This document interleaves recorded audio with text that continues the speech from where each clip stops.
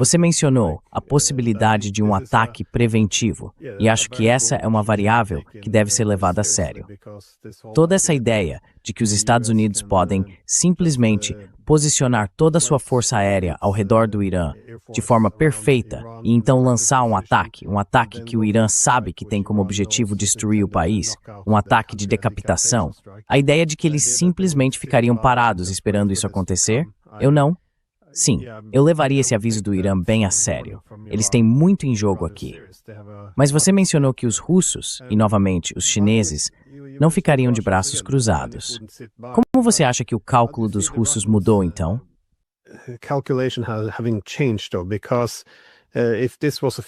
Por quê?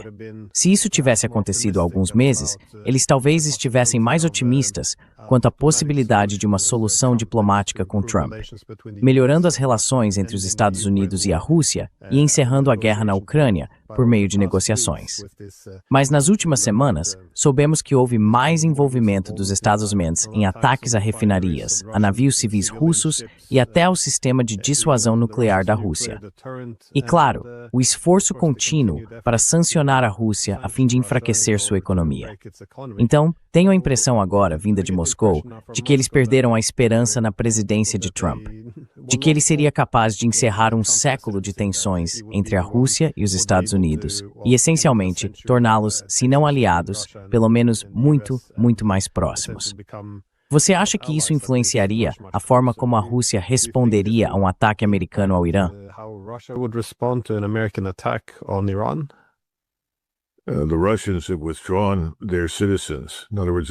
Os russos retiraram seus cidadãos, em outras palavras, os evacuaram de Israel. Eles também evacuaram o pessoal da embaixada em Israel. Acho que o Sr. Netanyahu envenenou as relações com os russos. E além disso, ao que você acabou de mencionar sobre o presidente Trump. Antigamente tínhamos algo, tenho certeza de que você conhece, que chamávamos de Kremlinologia, em que várias pessoas se reuniam para tentar avaliar, estimar e analisar quem faria parte do Politburo, quem seria o próximo secretário-geral do Partido Comunista e assim por diante. Acho que muito disso está acontecendo dentro do círculo interno de Moscou. Acho que eles observaram Trump e chegaram a algumas conclusões. Antes de tudo, acredito que os russos gostam do presidente Trump como pessoa.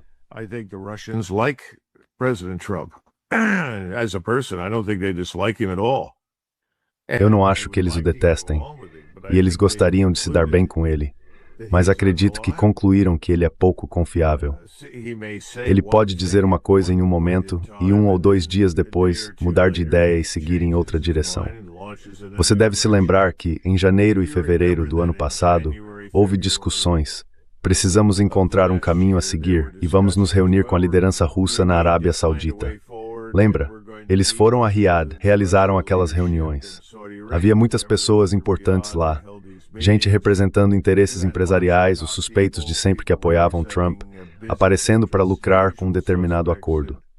Infelizmente, esses bilionários se alinham a Trump, ou Trump se alinha a eles. Não sei o que vem primeiro, o ovo ou a galinha. Isso você é quem precisa descobrir.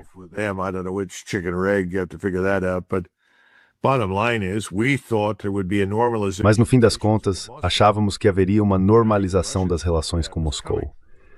E eu acho que os russos também pensavam que isso aconteceria. De repente, tudo para. Todos voltam para casa e esquecem o assunto. Então, Donald Trump, que não muda o regime de sanções, se recusa a se distanciar completamente de Zelensky, apesar do mau comportamento de Zelensky e de sua tendência rotineira de ignorar o que Trump diz. Ele dá meia volta, faz uma reunião no Alasca, aparece sem novas propostas, e então diz aos russos: queremos um cessar-fogo. Sem ler nada, sem estudar nada, sem prestar a menor atenção aos interesses de segurança da Rússia. A reunião correu bem, teve uma ótima atmosfera, uma aparência excelente, mas não levou a lugar nenhum. Não produziu nada. E eu acho que agora os russos concluíram que isso é o máximo que se pode esperar de Donald Trump.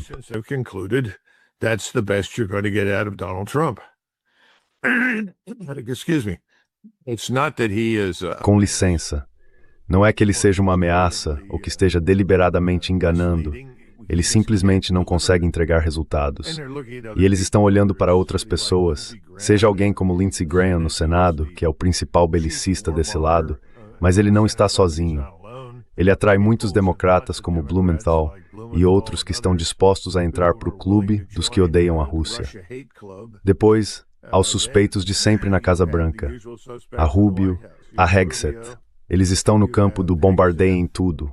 Vamos lá, vamos pegar esses desgraçados e assim por diante. É por isso que escrevi naquele artigo que saiu há algumas semanas, é o Time America, e acho que eles realmente acreditam que não há muito que alguém no mundo possa fazer para nos deter. E acho que isso ficou refletido nos comentários do presidente Trump nas últimas 24 horas.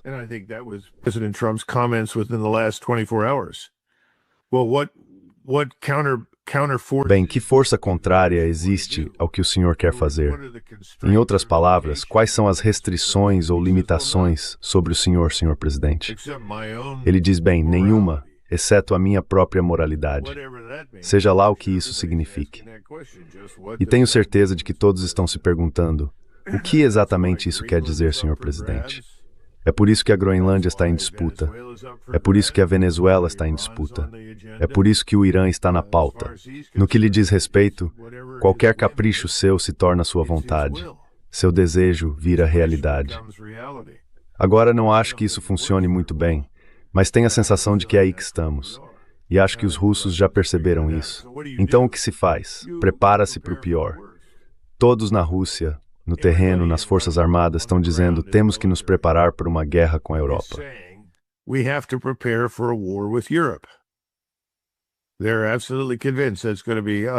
Eles estão absolutamente convencidos de que isso será inevitável. Agora, eles esperam não ter que lutar contra nós, porque não querem. Gostariam de manter boas relações conosco. Existe, por alguma razão estranha, um sentimento persistente de respeito e afeição genuínos pelos Estados Unidos. Isso realmente me surpreende. Não sei como isso persiste, mas persiste. Então acho que os russos estão divididos neste momento. Eles pensam, bem, vamos ter que lutar contra os europeus. Mesmo que você tente dizer a eles que os europeus não têm nada para lançar contra eles, eles meio que respondem, bem, sabe, vemos o que eles dizem e fazem, vamos ter que lutar contra eles. E claro, os franceses e os britânicos já lhes deram muitos motivos para isso. O mesmo vale para os alemães.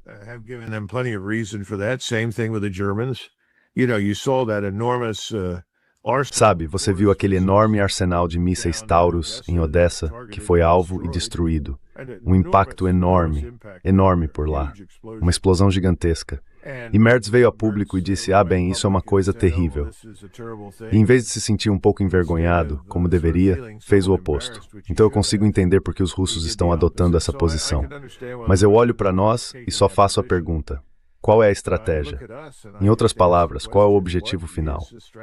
O que estamos tentando alcançar? E eu não acho que tenhamos ido além das posições anteriores de Biden.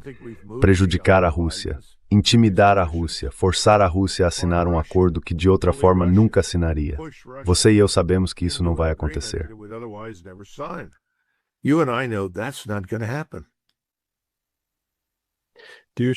Você compartilha esse sentimento? A expectativa de que uma guerra entre a Europa e a Rússia seja inevitável? Não, eu não acho que seja inevitável de forma alguma. Essa é a visão russa. Por causa de toda a retórica, declarações e comportamento, não acho que os europeus tenham algo a colocar na batalha. E se eles pressionarem o suficiente, acho que podem acabar sendo atacados. O que eles vão fazer a respeito? Quero dizer, quando essa guerra começou, foi feito um estudo na OTAN sobre quanto do território dentro da OTAN poderia ser defendido contra ataques aéreos e de mísseis. A resposta foi menos de 5% do território. Isso não mudou. Então estamos falando de entrar em uma guerra completamente despreparados.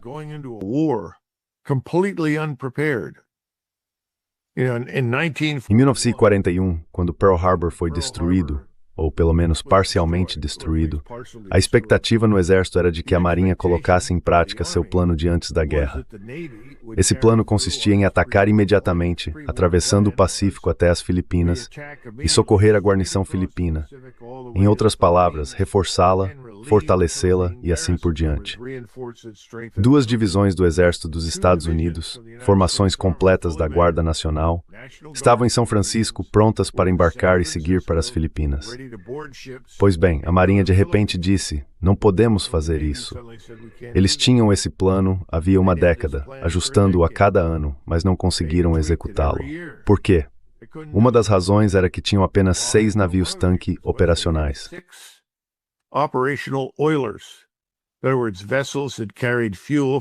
Em outras palavras, os navios que transportavam combustível para a frota de superfície, apenas 6 em todo o Pacífico. Agora você sabe o quão grande é o Pacífico. Até onde você acha que conseguiria ir? A resposta é, não muito longe. Havia outro problema, os submarinos japoneses. Eles tinham medo, não conseguiam proteger os navios de transporte de tropas.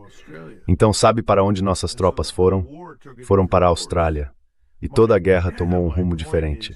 Meu ponto é que neste momento, é essa situação em que os europeus se encontram. E é ainda pior. Eles simplesmente não têm nada para lançar contra ninguém. Quero dizer, eles praticamente se desarmaram ao longo dos últimos 35 ou 40 anos. Então eu digo aos russos, esqueçam. So, I tell the Russians, forget it. I mean, I would if I was asked, I would say you're Quero dizer, se me perguntassem, eu diria que você está esperando que algo aconteça. E isso não vai acontecer. Mas lembre-se, é o país deles. Os ucranianos estão usando nossa inteligência e nossa tecnologia para atacar alvos em profundidade. Então os russos olham para isso e dizem, isso vai continuar até esmagarmos todo mundo na Ucrânia. Essa é a posição em que eles estão agora. Não fizemos nada para mudar isso. Poderíamos ter intervindo há muito tempo e causado um impacto real. Poderíamos ter forçado os europeus a chegar a um acordo conosco e com a Rússia. Não fizemos nada. Então a guerra continua e é perigosa porque pode nos envolver, especialmente se fizermos algo estúpido no Oriente Médio.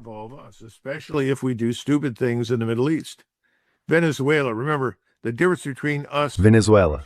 Lembrem-se, a diferença entre nós e os russos e os chineses é a seguinte. Somos tolos o bastante para achar que poderíamos lutar uma guerra na Ucrânia contra a Rússia e vencer. Impossível, por razões estratégicas. Isso deveria ser claramente óbvio. Há pessoas que realmente acreditam que é possível travar uma guerra por Taiwan contra a China e vencer, a 6 ou 7 mil milhas dos Estados Unidos. Estupidez. Não dá para fazer. Os chineses e os russos não são tolos. Eles não vão intervir militarmente no hemisfério ocidental contra nós por causa da Venezuela. Isso não vai acontecer, porque eles sabem que não podem vencer essa luta, não na Bacia do Caribe. Então agora vamos para o Oriente Médio. Podemos projetar poder, mas por quanto tempo e a que custo?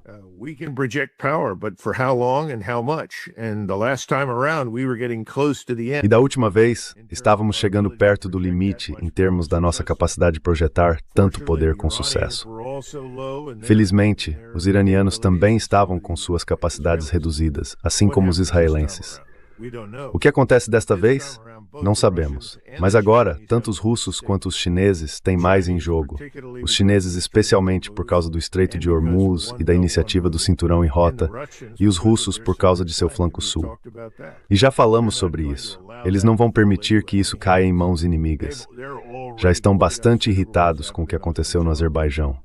Então, em resumo, esta é uma posição estratégica terrível para nós. É uma posição estratégica terrível também para os russos e os chineses. Algo vai ter que ceder.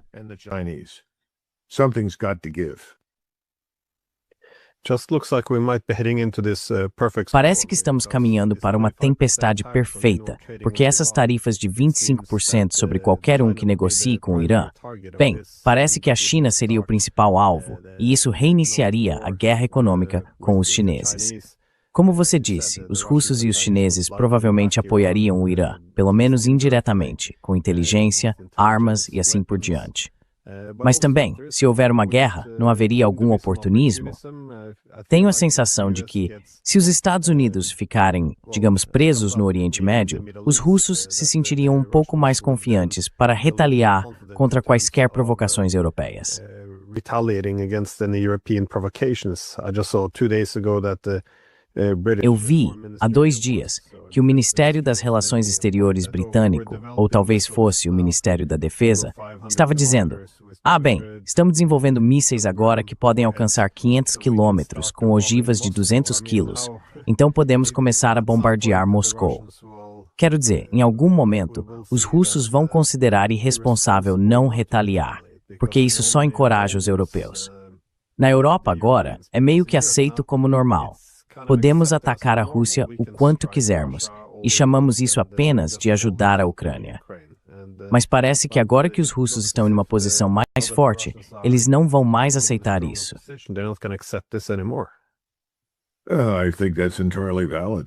Acho que isso é totalmente válido.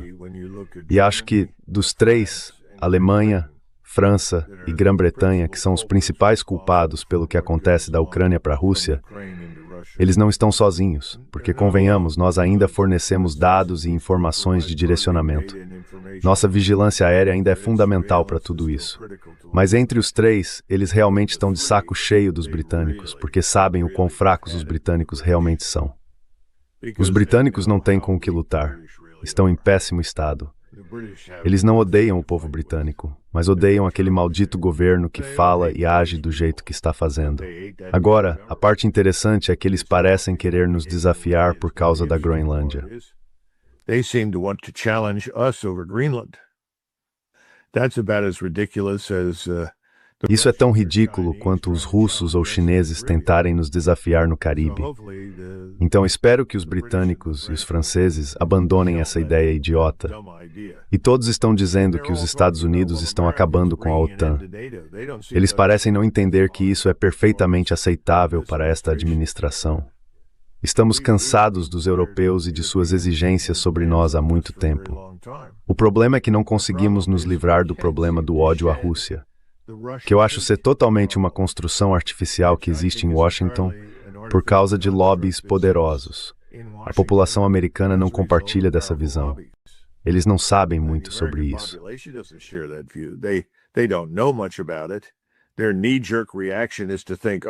A reação instintiva deles é pensar: deve ser os soviéticos de novo. Depois, é verdade, não existe mais União Soviética.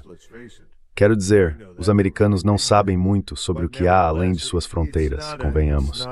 Você sabe disso por já ter estado aqui. Mas ainda assim não é um problema sistêmico nos Estados Unidos. Acho que os russos, se forem pressionados, podem reagir. E acho que os britânicos deveriam examinar seriamente sua fragilidade, sua vulnerabilidade. Os russos não vão atacar Londres e explodir nada, mas há muitos alvos militares que poderiam facilmente ser atacados e completamente aniquilados. E não há nada que os britânicos possam fazer a respeito. Agora, a outra coisa.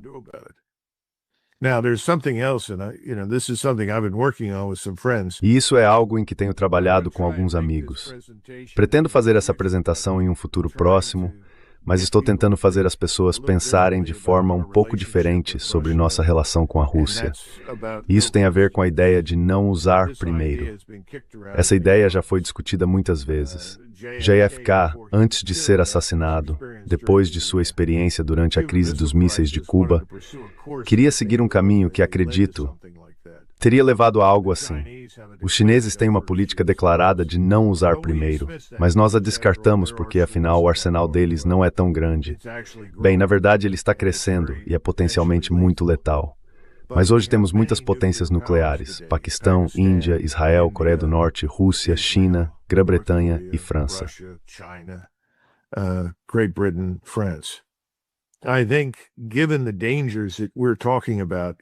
Acho que, considerando os perigos de que estamos falando no leste europeu e no Oriente Médio, se não conseguirmos chegar a algum tipo de acordo que leve esses conflitos a uma resolução, talvez possamos ao menos alcançar algum tipo de arranjo que impeça o uso de armas nucleares.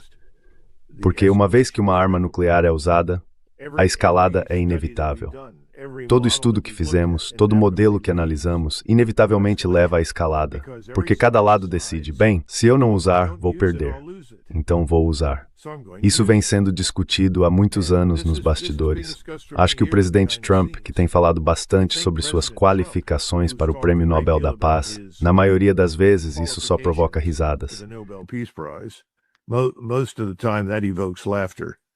But if he were to step forward and say, we can't... Mas se ele desse um passo à frente e dissesse, sabe, não podemos resolver o problema da Ucrânia hoje, mas pelo menos podemos evitar o Armagedon agora. Olhe por esse ponto de vista e defenda a política de não usar armas nucleares primeiro. E então, sente-se com Moscou e Pequim, e por fim, com a Índia, o Paquistão e os demais, e elabore um acordo em que todos digam, nenhum de nós usará uma arma nuclear primeiro, sob nenhuma circunstância. Acho que isso poderia ser muito bom.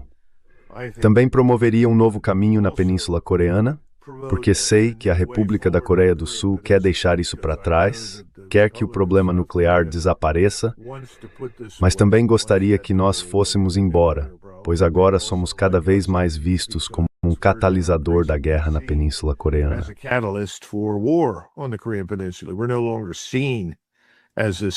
Já não somos mais vistos como o amparo de segurança que costumávamos ser.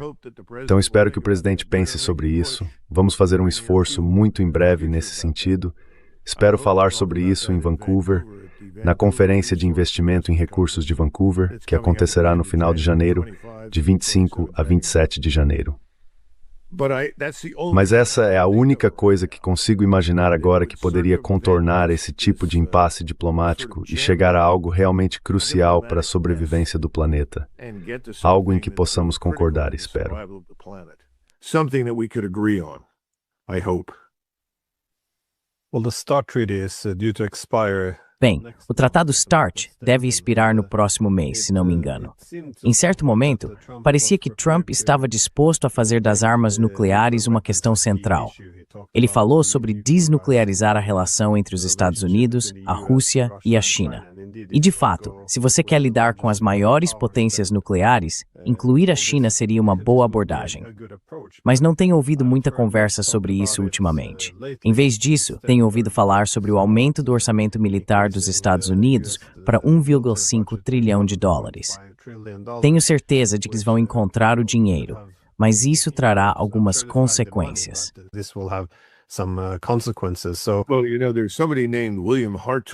Bem, sabe, há uma pessoa chamada William Hartung que você deveria considerar entrevistar. Não sei se você já o entrevistou ou não, mas William Hartung, que escreve com frequência no Quincy Institute, fala sobre o orçamento. Ele destaca que isso leva a mais intervenções estrangeiras e é, por natureza, algo que aumenta as tensões, nos colocando em um caminho de maior violência. Acho que isso faz parte da questão. Mas algo que a maioria das pessoas não entende, dentro ou fora dos Estados Unidos, é que uma grande parte do nosso orçamento de defesa é fixa. Ela envolve o custo dos cuidados médicos. Você pode dizer, bem, por que isso é um grande problema? Bem, temos muitos veteranos, muitos feridos e muitas pessoas que foram mortas e suas famílias sofreram.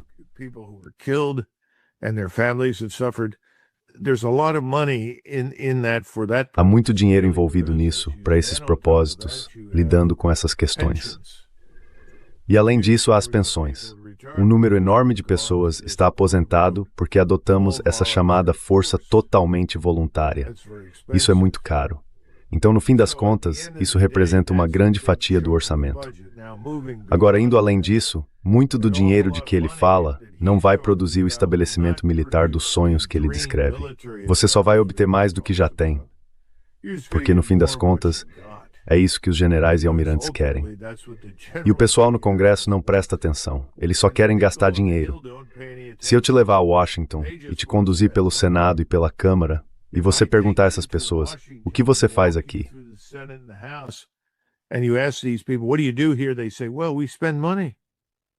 Eles dizem, bem, nós gastamos dinheiro. Se não estamos gastando dinheiro, não temos nada para fazer. Agora, quando dizem isso, também veem o orçamento como uma oportunidade de fazer o quê? De se engrandecer, de beneficiar seus doadores e as várias estruturas corporativas enraizadas em seus distritos e estados. Então, começam a se empanturrar nesse enorme banquete à custa do dinheiro público. Só porque você adiciona mais dinheiro, não significa necessariamente que está comprando mais capacidade real. Você acabou de nos ver entrar e sair da Venezuela em algo que todos estão descrevendo como uma operação brilhante. E foi mesmo. Temos capacidades notáveis no mundo das operações especiais. Mas operações especiais não vencem guerras. But special operations don't win wars. They're a niche capability, and Eles são uma capacidade de nicho, e é preciso ter um ambiente propício para o uso de operações especiais. Isso funcionou muito bem na Venezuela. Eu não tentaria isso na Coreia do Norte. Eu não necessariamente tentaria na China ou na Rússia. No momento, talvez no Irã. Mas mesmo lá, você vai ter problemas. E nós realmente não contamos a todos quanto dinheiro gastamos para subornar membros-chave do governo e das forças de segurança venezuelanas. Então, o que estou dizendo é que provavelmente veremos muito mais dinheiro sendo direcionado para essas coisas. Mas isso não significa que veremos algo que melhore fundamental ou dramaticamente nossa posição em um sentido estratégico. E por fim, temos o problema da desvalorização da nossa moeda, porque tudo isso é dinheiro de apertar botão. Ele surge do nada. It comes out of thin air. Yeah, the economic crisis coming, I think, is going to Sim, a crise econômica que está por vir, eu acho que vai chegar, infelizmente, como uma surpresa, o que vai complicar todos esses conflitos que agora parecem acontecer ao mesmo tempo. Então, sim, tempos interessantes pela frente. Bem, Coronel, como sempre, muito obrigado pelo seu tempo. Obrigado, Glenn. Tchau. Thank you, Glenn.